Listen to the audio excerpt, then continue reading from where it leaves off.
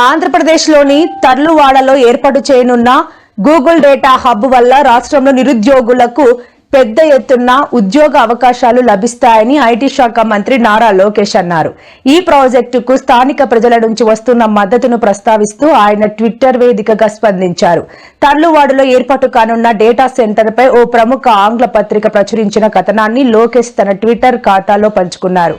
ఆంధ్రప్రదేశ్ భవిష్యత్తును దృష్టిలో ఉంచుకుని రాష్ట్రంలో ప్రపంచ స్థాయి ఆర్టిఫిషియల్ ఇంటెలిజెన్స్ ఏఐ హబ్లను నిర్మించడానికి ప్రభుత్వం కట్టుబడి ఉందని ఆయన స్పష్టం చేశారు.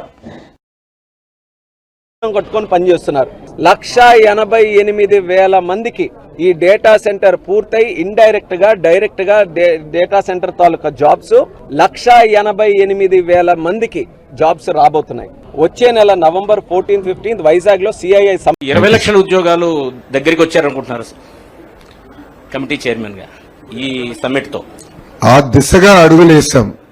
కానీ ఈ సబ్ కమిటీ ఎప్పుడు ఆనందంగా ఉంటుందంటే ఆ 20 లక్షల ఉద్యోగాలు గ్రౌండ్ చేసి 20 లక్షల మందికి ఆఫర్ లెటర్లు ఇచ్చిన తర్వాత.